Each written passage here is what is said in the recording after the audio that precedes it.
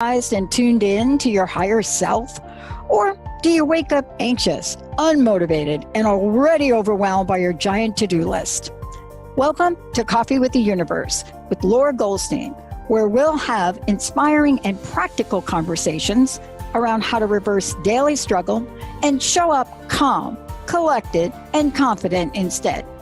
As a psychotherapist, spiritual advisor, yoga teacher, and influential speaker, Lore will discuss all things morning routine for increased productivity, mental clarity, greater connection with self, and better decision making. So grab your favorite cup of joe and come sit down with Lore. Coffee with the Universe starts now. Hello, everybody, and welcome to Coffee with the Universe, where we have conversations around how to start your day calm, collected, confident, and connected to your higher self. Before we get started, I want to welcome two people. One is in the background. We have a new producer, Edvin. So welcome, Edvin. You'll hear him pipe in his little nuggets of wisdom every so often. So we welcome you to the show. Hello. And also my guest today, Steven Lawson, founder of Monk Manual. And I am so excited because I love productivity, but I think sometimes productivity or that sense of having to be, quote, productive sets us up to be super busy and not very intentional. And I found this planner called the Monk Manual, but it's not really a planner. I'm sure Steven will get more into that. And it's really changed my life. So we're going to dive right in. I do want to remind you, this is a live call-in show. So if you do have a question about today's topic, or you just want to comment, maybe you're a Monk Manual user and want to say how awesome it is, please feel free to do that. The call-in number is 1-800-930-2819. And if you're watching on the Transformation Talk Radio Facebook page, please feel free to type in your question or comment in the chat box. Edvin will be monitoring that and will be sharing that information with us. All right, so let's dive in. The Monk Manual, there's a whole philosophy behind this. And so I'm going to have Steven introduce himself because he'll do a much better job at it than I will. So go ahead, Steven, just introduce yourself and tell everybody a little bit about who you are and maybe what your philosophy is behind the Monk Manual. Great. Well, first of all, Laura, thank you so much for having me on. I'm really excited for this conversation today. It's difficult for me to speak concisely around the Monk Manual because it's one of those things that is so deeply intertwined with my own journey that it's really kind of like there's an iceberg underneath it, right? There's a lot. I like to think that it's almost like a Venn diagram where all these different areas of my life kind of converged into this central piece, right? So to explain the Monk Manual can be a pretty long journey, but to summarize. When I was a high schooler, actually, I started getting really into this idea that it was better to live an examined life than one that wasn't examined, that it's better to kind of confront some level of deeper truth, even if it makes you feel uncomfortable. And I think that started orienting me down a path where I got really into philosophy, really into productivity, psychology, spiritual growth, in different phases and kind of in different manifestations over different periods of my life. And most recently, probably about 5 years ago, I was most deeply into the productivity space and had found myself really highly effective on some level from what you would call, what most people would think of as productivity, right? So I was getting a lot done. And I think I was actually not only working hard, but I was working fairly smart. But still what was ending up happening was at the end of the day, I'd often feel a sense of a lack of peace, right? Like it was almost like I was living my day like I was on Wall Street, racing through things, trying to get all this stuff done. And then at the end of the day, because I wasn't really even present for the majority of my day, I wasn't really sure of what had happened. I wasn't really sure of what the meaning of all of it was. I just kind of felt empty, right? And what I ended up realizing was that when I was encountering a lot of psychology around meaning and around things like positive psychology, I started seeing so much overlap between the best of what I was finding in productivity circles with what I was finding in these spaces in psychology, and then what I also found from these more like wisdom teachers from different spiritual traditions. And all that seemed to align around some core kind of orientations towards work and daily life in the world that I felt most prominently actually was lived out amongst monks, which was kind of fascinating to me. I'd come in contact with monks in various capacities at different times. And it always struck me that, one of the benefits of something like a monk is they're so novel to us, right? Like we're kind of locked into this way of thinking about life, right? Like there's so much that's already programmed for us the moment we wake up, right? We're born into a whole culture of best practices around what everything means.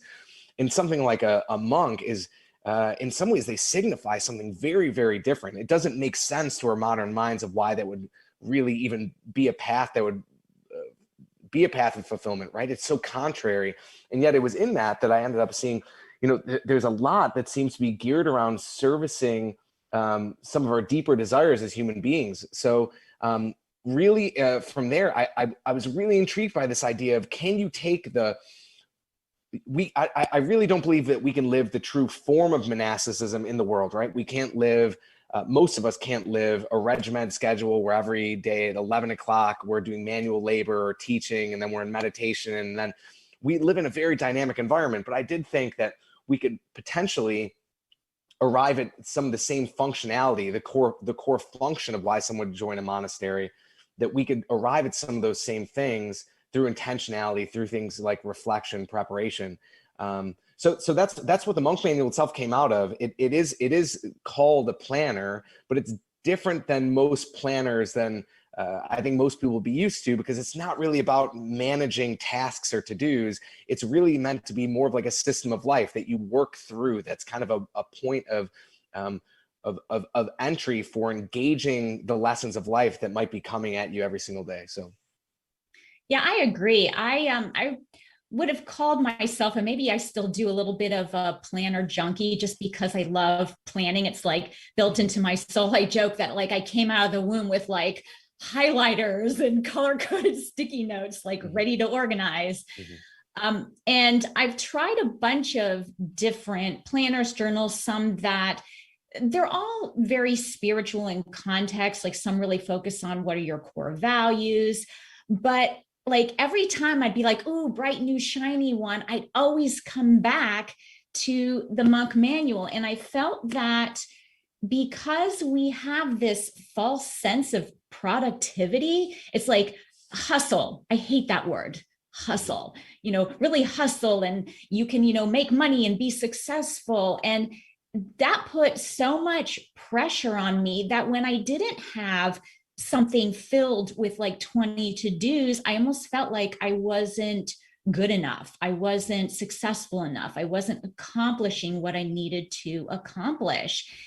And I think when you talk about like the monks, they're operating from this internal piece. And as a yoga teacher, I try to teach this to my students, that when we operate from that place of just peace and inner wisdom, it truly is a game changer when it comes to planning your day and executing the tasks of your day. So I do think that we have this false sense of accomplishment out there, like the message that society tells us. Yeah, there's a quote, and I'm paraphrasing, but by Kurt Vonnegut. It goes something along the lines of, human beings are really bad at telling the difference between the good news and the bad news, at least like relative to the moment, right? And what's interesting is a lot of the productivity culture is built off this idea that the way you become productive is by increasing action, right? It's hustle, it's action, it's work hard, it's all these things, which sounds so nice.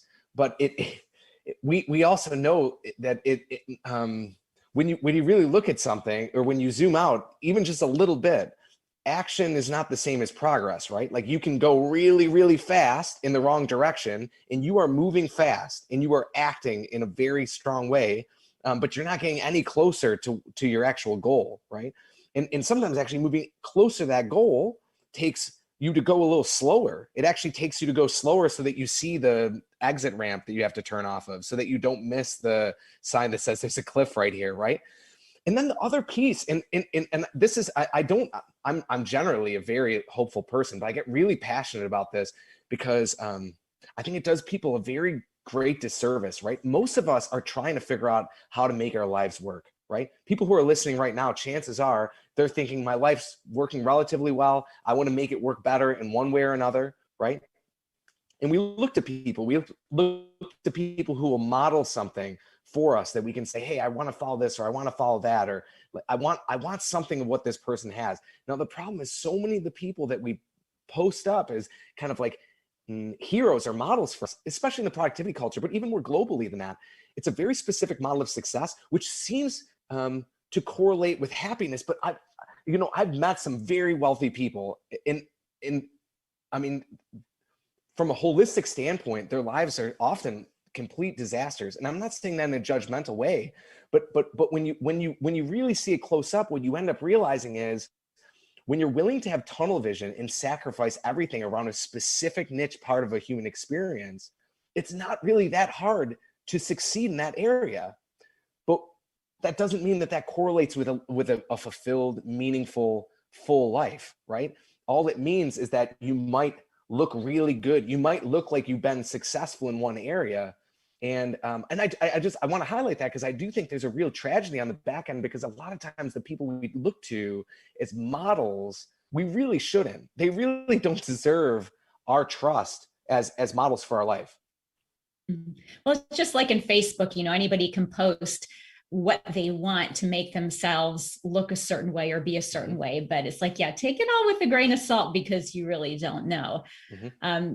But I think with too, like when we look at our to-do list and all of, all this action that we're taking, there's so much on our plate that is stuff that we don't even want to do, or stuff that doesn't even get us moving in the direction of our goals. We set these goals, and I'm totally guilty of that. I have a book that I've been writing for like 5 years now, and it's like, yes, every year, this is going to be my goal. But then when you look at what is actually on my plate, there's nothing on there that's actually working towards that. I'm very acutely aware of that. I remind myself all the time. But in general, there is this tendency to fill our lives with activities that isn't even our activities. It's to please somebody else because we think we should, because we think we have to.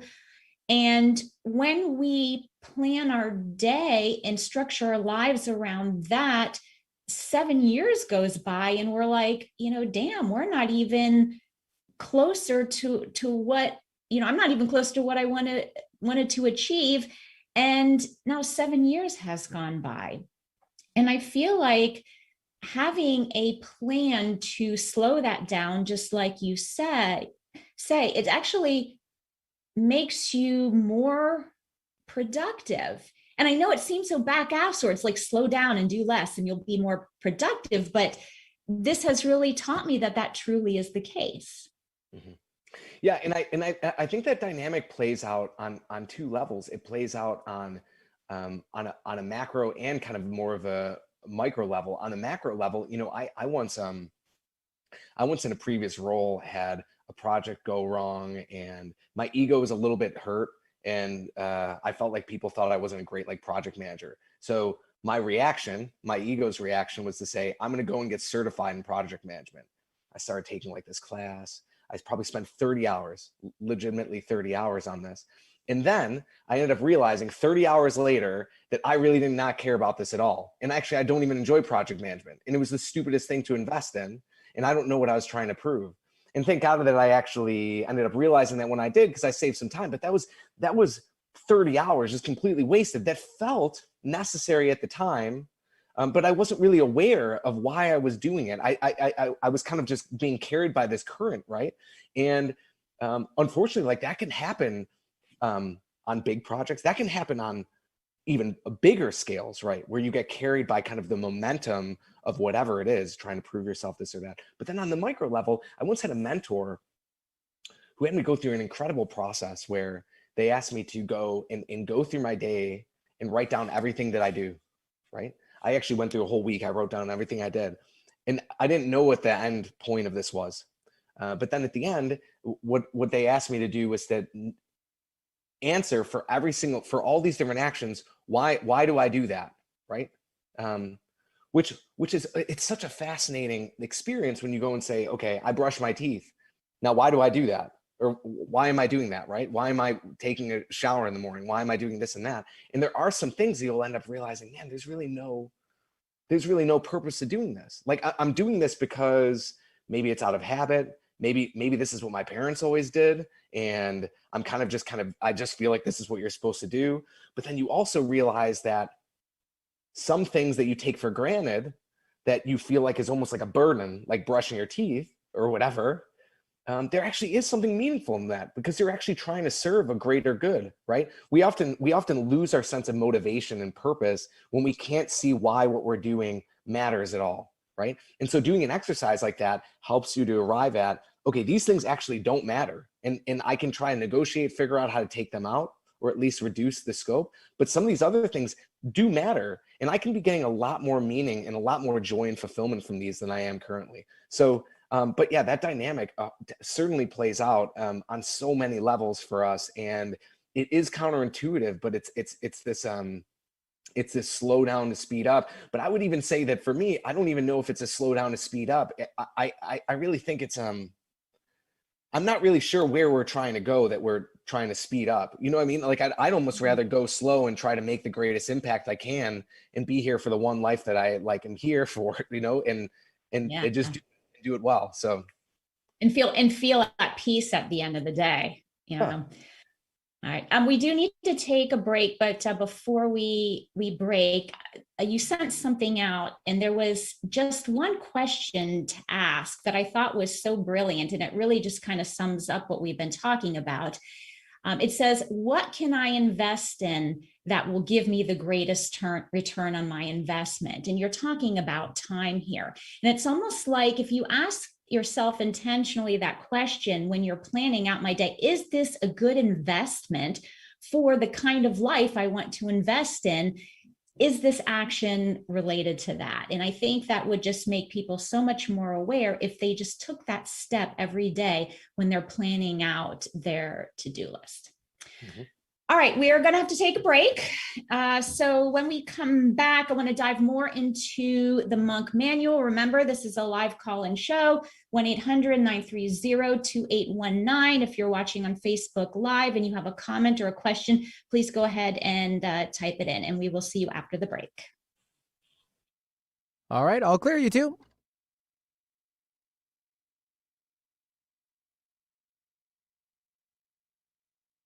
They're about 3 minutes each.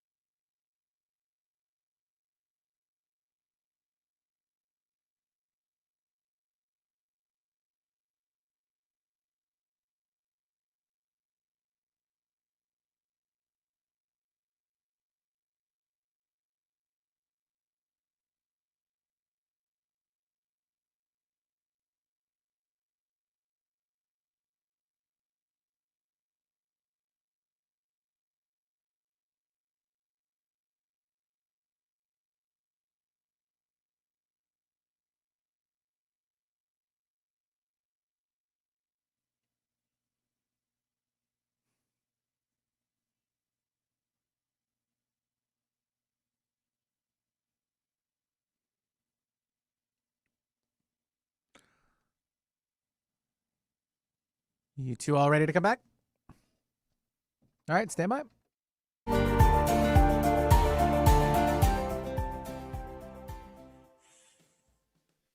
Hello and welcome back to Coffee with the Universe. Today I am talking with Steven Lawson, founder of Monk Manual, which is kind of like a planner, but it's not really a planner. It's a tool that helps you be much more intentional with what you're doing. And it's really helpful for those that are kind of, sometimes we hit this point in,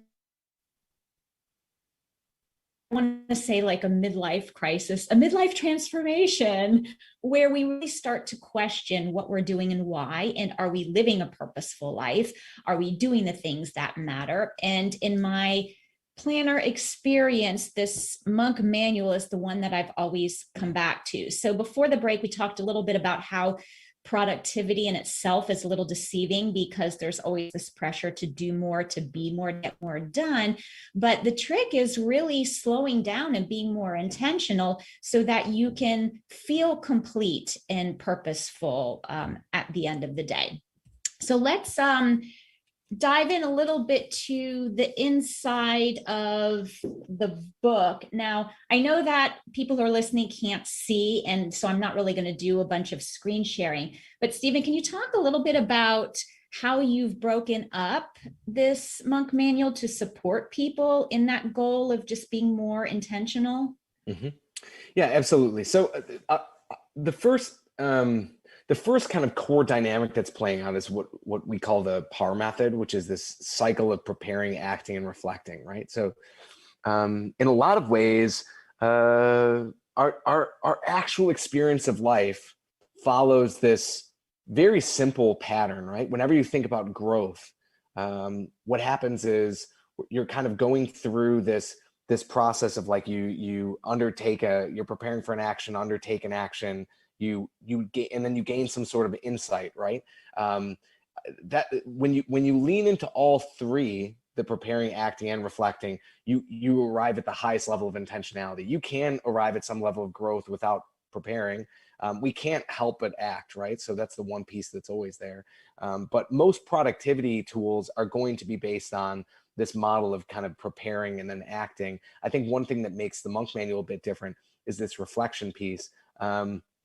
But really, I mean, in some ways, what it's trying to create is this feedback loop, this kind of feedback loop of sorts, a flywheel effect in someone's life where you're kind of preparing for the day or preparing for the week or the month, living into that. So by actually choosing what's most important up front, rather than spending your whole day feeling pulled in 1,000 different directions, you actually can say yes to this and no to everything else, so that then you can experience a certain level of freedom in the present moment to operate in your most creative capacity and to experience a certain level of presence for whoever you're engaged with at that time.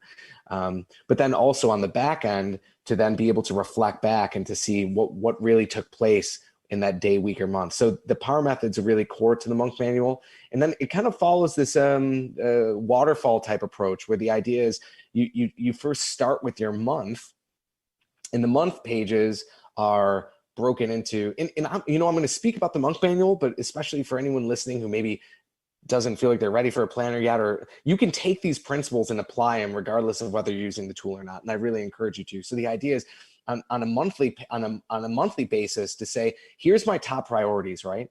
And then to let those priorities trickle down. So the priorities, if you have, maybe here's our top 5 priorities, then when you're making your weekly priorities for the rest of the month, have those tie back in, right? So everything kind of becomes anchored as it flows back up. Your daily priorities come out of your weekly come out of your monthly, and that way you can make sure that you're allocating the space necessary for the things that are important rather than urgent, because often emotionally we get drawn to just dealing with the urgent rather than that which is important. So we have to be really intentional about setting aside the space for the important things, the things most important to us, right? Then on the weekly pages, there's also this component of kind of like a monthly check-in where it's, probably whatever it is, every year, or yeah, I think it's once a year, maybe you go to the doctor for a checkup, right? You don't really go to the doctor every week. That would be excessive, which is why we don't do this checkup, this kind of personal inventory every day. It's not really necessary to go that in depth, but once a month, it is important to see how are you doing, like in terms of your physical health, in terms of your, how are you feeling about like your relationships, things like that. And there's a few other prompts there too that are meant to orient you. There's some stuff around habits, a theme for the month.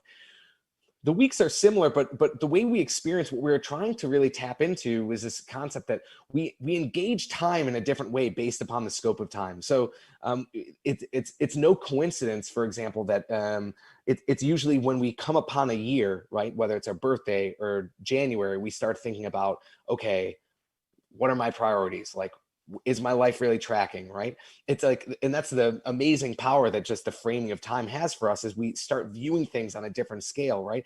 Even when we think about how old we are, right? If you could ask someone, how old are you? They respond in terms of years. They don't respond in terms of days. But even if they respond in terms of days, like thinking about your life in terms of days actually changes the way you relate to your time pretty dramatically, actually.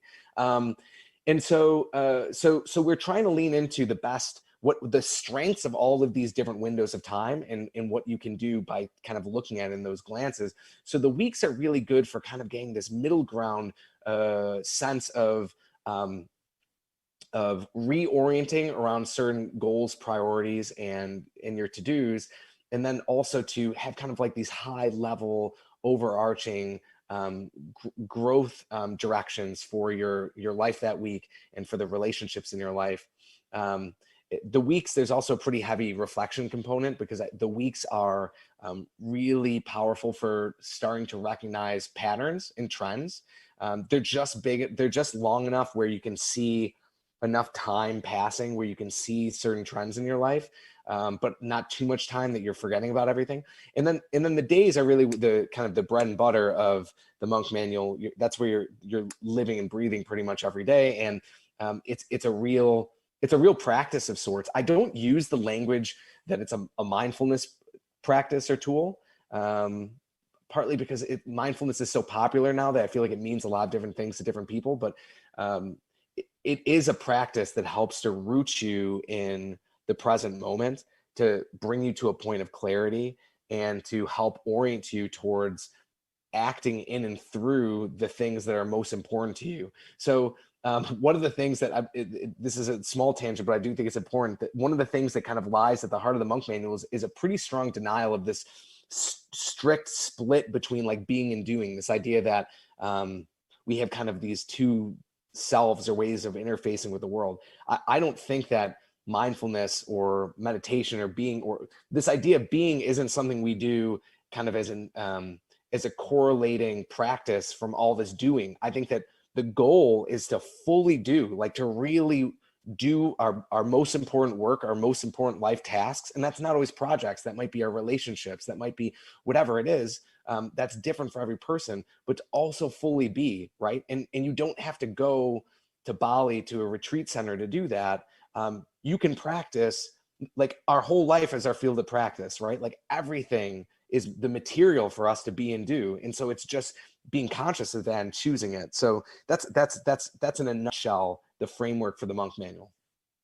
I feel like it flows really nicely. And I love reading comments in your Facebook group, because some of them make me chuckle. And once in a while, someone will be like, oh, we keep repeating the same things through the month and the week and the day. And I'm like, that's the point, is to be consistent with that. And Edvin will tell you how I like consistency, because I'm like, no, the same song, and all of my little tips and blurbs, play me the same song, consistency.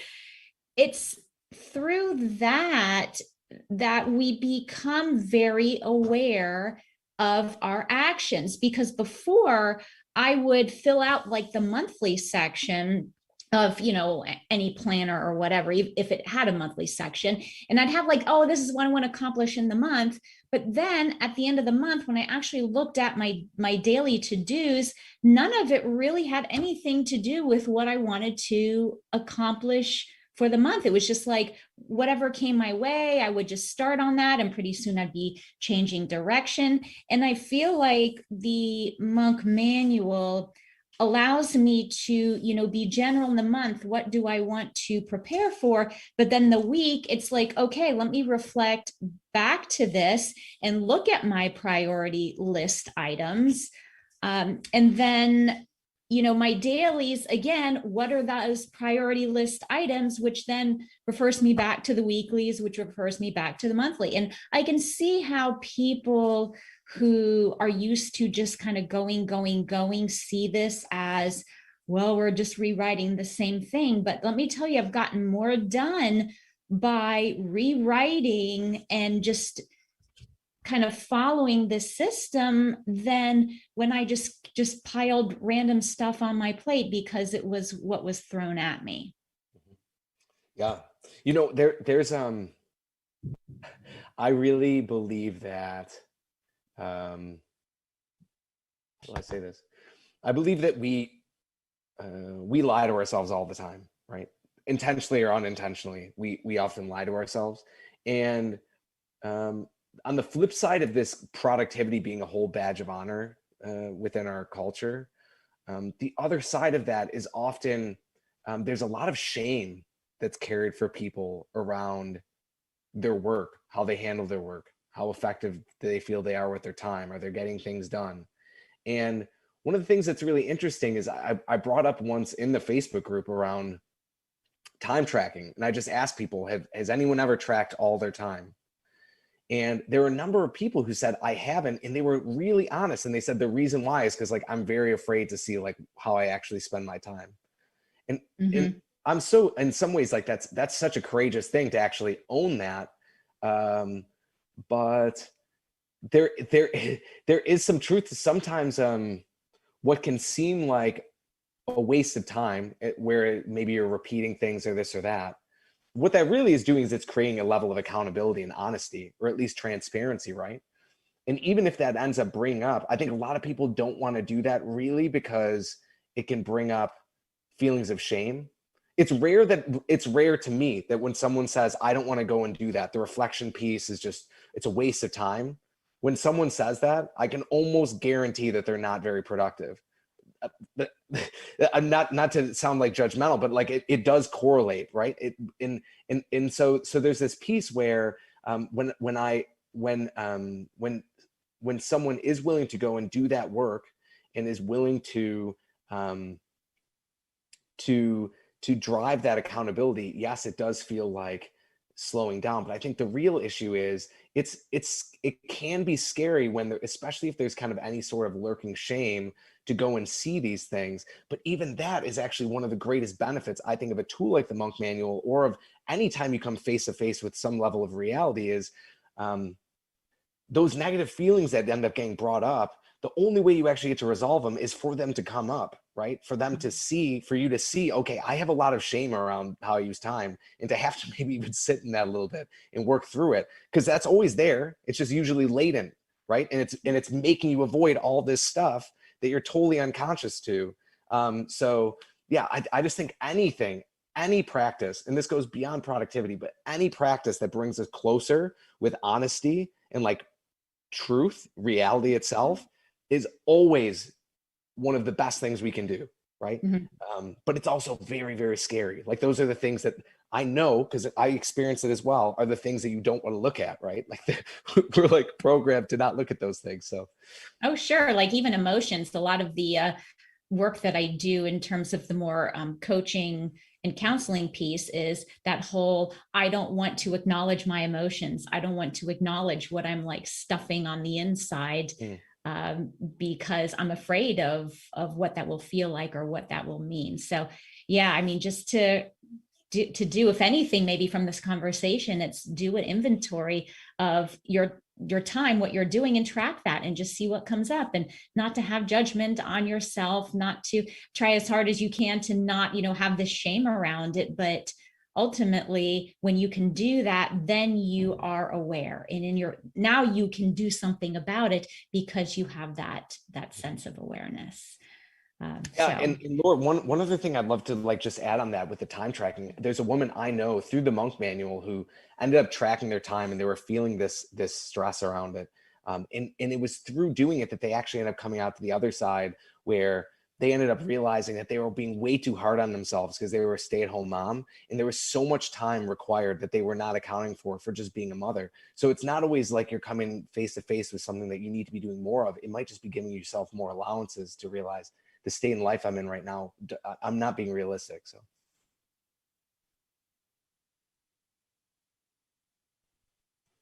Fly so fast. We need to take a break. But before you go, Steven, can you please tell people where, if they want to learn more about the Monk Manual, where they can do that? I don't know, like if you have like a newsletter, or where do you want them to go? What do you want them to do? Yeah, absolutely. So the best place to go is monkmanual.com, but you can also go to first.monkmanual.com and download the daily pages for free. So if you want to try out the pages, you can do that there. But just check out the website, and it might give you some ideas for inspiration, whether you decide to use it or not. But thank you so much for having me on here. Thank you so much for joining us. I love your product here. Thank you so much for having the inspiration and doing the research to create this, because it really has been kind of a lifesaver for me in terms of feeling peaceful at the end of the day. So thank you so much. And go check them out, monkmanual.com, download the free pages, play with it. They're awesome. We're going to take a break. I will see you after. All right, I'll clear you two.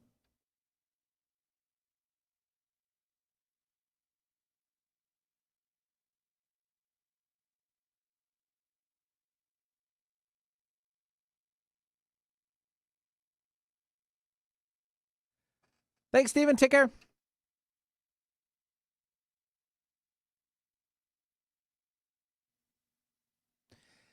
Hey, so a couple of times in the last segment, your signal kind of got a little bit sketch. It kind of blanked out a little bit, so.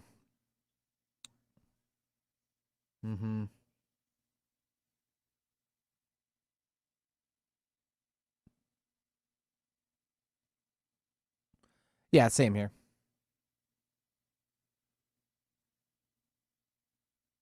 I didn't.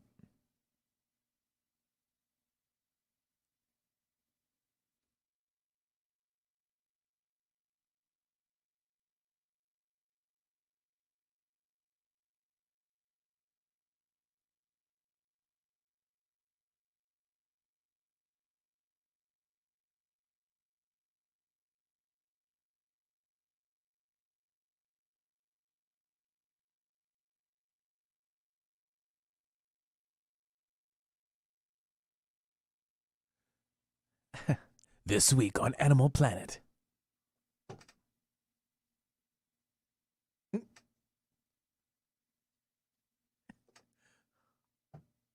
Local cat gets hungry. Ah.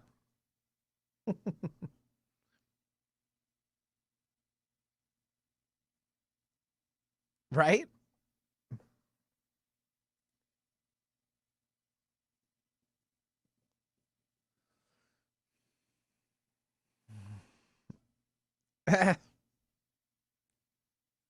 Yeah. Aw. Aw.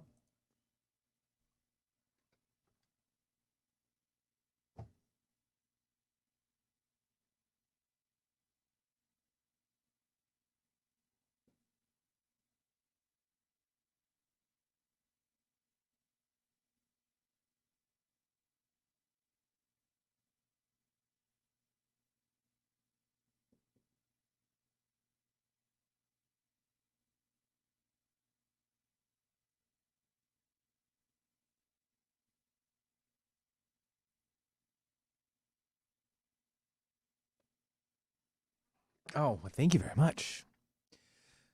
I was like, I'm being left out. Hey. No, I'm just kidding. No, I know. It's all good. The cool guy. Yeah, I'm just in the background. All right. Let me bring you back on here. Stand by.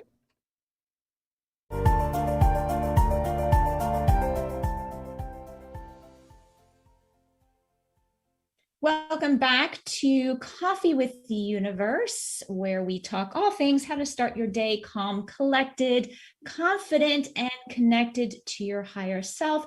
So that's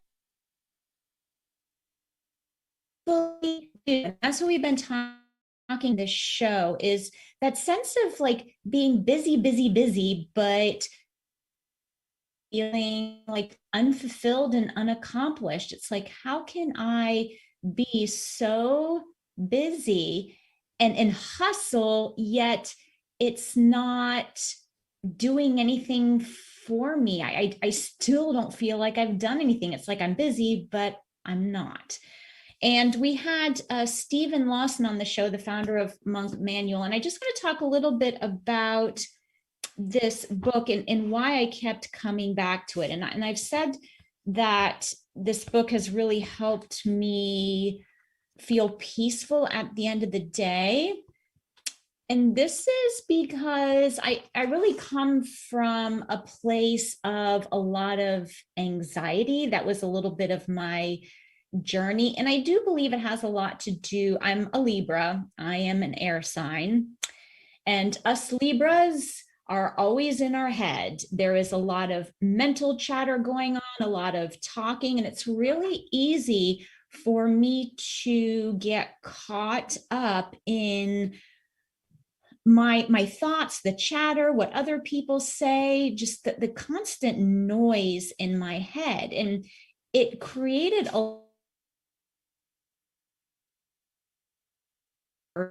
and partly too, I wasn't making decisions that were really who I was and what I wanted. It was giving me a lot of anxiety. I remember sitting on my yoga mat one day and thinking like, oh my gosh, is this what an existential crisis feels like? Because I had so much anxiety and I felt like no matter what I did, I didn't have a sense of purpose and I wasn't being fulfilled in my day. And I would jump from planner to planner. Strategy will help me. Well, maybe this will be the answer.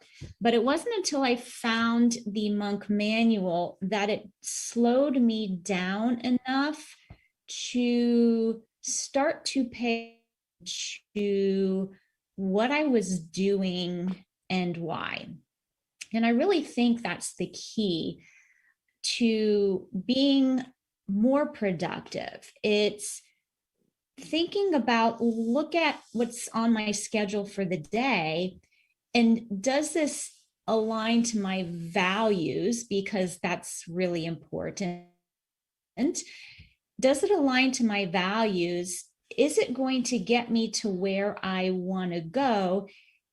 And is it balanced? Is there some semblance of equanimity between like my relationships, fostering relationship growth, doing work-related stuff, personal care, tending to your finances? A lot of times we think productivity has to do with work and career, and especially like myself, if you're self-employed, our life is almost our work because it's fun. You know, our work is a natural extension of who we are. So it's really easy to have a whole to-do list of just work-related tasks and not take time out for self-care. And what caught my attention with this was the premise of monks. Because when you think about a monk, you're like, oh my gosh, they must live like a really boring life because, you know, they wake up early, they meditate, they chant, then they have, you know, studies. And here I am like talking as if I'm a monk and I know like what a monk's life is like, and I don't, but just from reading, it's almost like it's very routine and monotonous, but they have a system that works well for their life. Why they seem like, based on just what we know from the surface level, it may seem like they don't get a lot done. I think what Steven was saying in one of his blog posts is like, they're one of the most productive people out there. They get way more done than most of us do. And it's because they're focused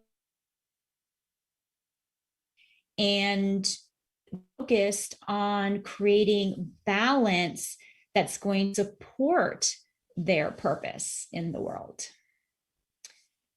And so when I am working in my monk manual, it's always in the morning. That's kind of like the premise of the show, Coffee with the Universe.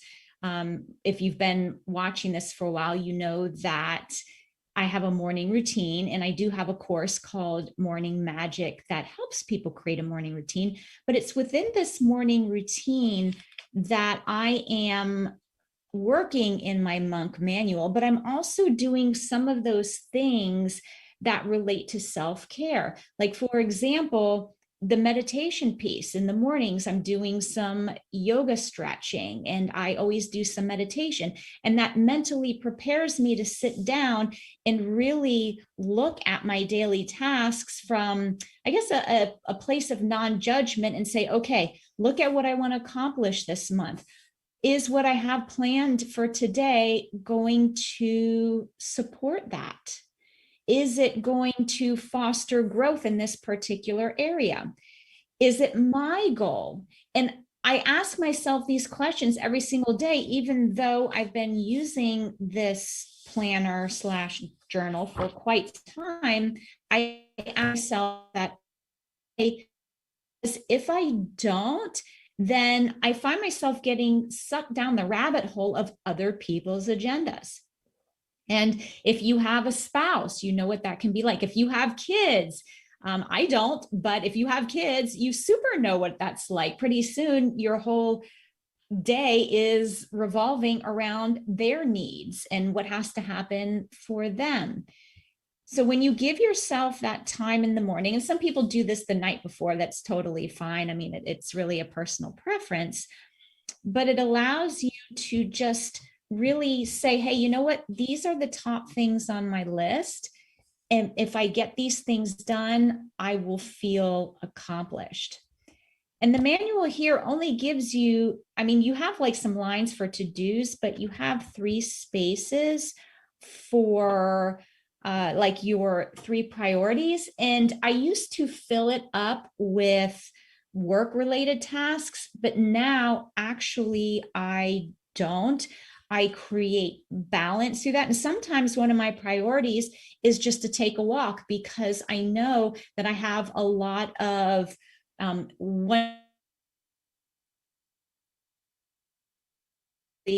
packed in terms of meetings and appointments. So I know that just by taking a walk, I'm going to ground myself. I'm going to clear my head. I'm going to be energized for the rest of the day. And that's just as important as knocking off something that might be work related that I feel like, oh, if I do this, maybe, you know, it will bring in more income or stuff like that. So if you are someone that tends to be highly anxious and you have a planning system isn't really working for you, I strongly recommend that you check out the Monk Manual. And it's kind of nice because it is a balance between structured, but also there's space for, if you're a bullet journal person, you can do some bullet journal. For like the weekly layout, let me see. I don't know if it's on the month. Let me check. Not so much. Oh yeah, on the monthly layout, the weekly layout, and the daily layout all have space with like dot. You can put whatever you want or customize it out in that dot grid area. I put my week at a glance, so I make like a little chart with my Monday through Friday, so that I can just kind of look at that and see all the appointments. Yeah, so that is kind of for you, but then there is room to do a little free flow journaling if to do that. Definitely check it out. If you would like some support in setting up a morning routine for yourself so that you aren't anxious throughout the day, so that you aren't just constantly reacting to the things that are thrown at you, do check out my little course. It's called Morning Magic. It's not long. The video is short. A lot of good information in there to help you set up for greater productivity. And when I say productivity, I mean purposeful productivity, getting the things done that matters.